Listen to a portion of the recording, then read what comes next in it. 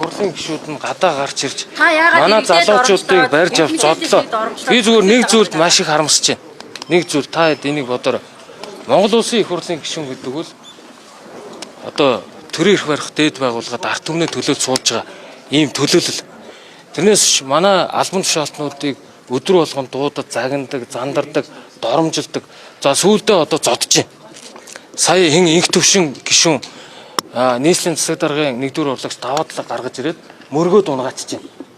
Энэ зөв нөхдүүдээ. Төрийн хууль тогтоох. Гэхдээ чи инх төвшинг ягаа өмөрөөд байгаа. Гэхдээ инх төвшин гишүүнийг өмөрөө. Шүрээ би чиний хаан талд явдгийг мэднэ. Би өөр юм ярьж байна. Би инх төвшинг яагаад намайг ирээгүй төлөө даваадлаг мөргөж унгаах ёстой юм уу? Энэ зөв. За чи хариулч. Гэхдээ би үнэхээр санаа зовж байна. Тэр хүний буруу шүү. Одоо өчигдөр зарим их хурлын гишүүдэд уржигдэр ороо их хурлын гишүүдийн өрөөнд орж ирж занл хийсэн байлээ. Буудна та нарыг одоо алан шудна гэдэг ийм асуудал яригдсан байлээ. За энэ асуудал одоо удахгүй энэ улсын хурлын бүтцийн байгууллагууд болох энэ аюулгүй юуны халдшгүй байдлын байнгын орон энэ хүмүүс өргөдлөө өгч байгаа шиг байна. Нүүрлүү нь арх ус цацсан байна. За би та хэдэд хэлье.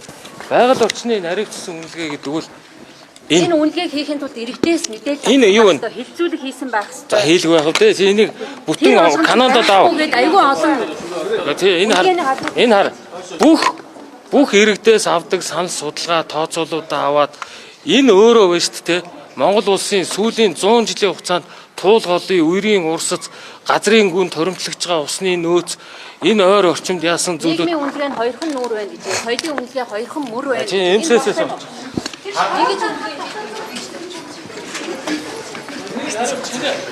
хариулч шороо мороо яа. Та одын дараа нэг гişүүдийг нэг нэгээр нь гараад ир гэдэг тэр ямар утгатай. Одоо хариулч.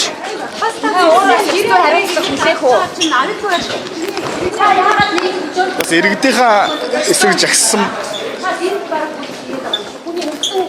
хуулиар олгогдсон иргэд халдаад байна шүү дээ. Нэрсийн дарах хүн нь өөрөө иргэдийнхаа эсрэг жагсаал хийж болох уу? Та өөрөө 50 жагсаал цуглаа их хэрэгтэй. ирэхгүй.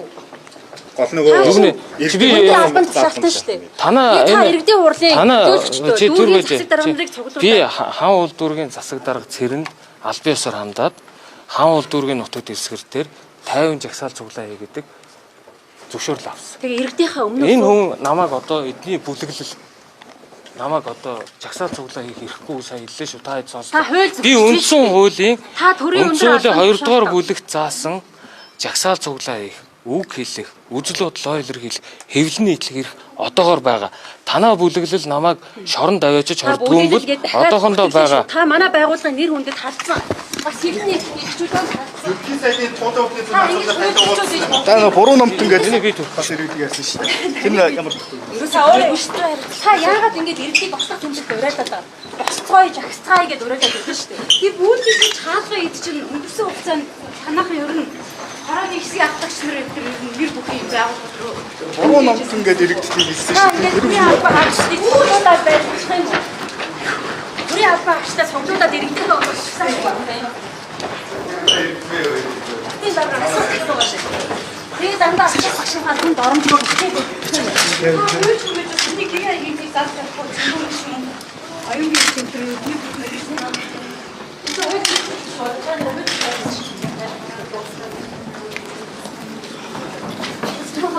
танаа бүлэглэл судлаачдын бүлэглэл гэдэг нь одоо та судалж тогтоосон байдаг.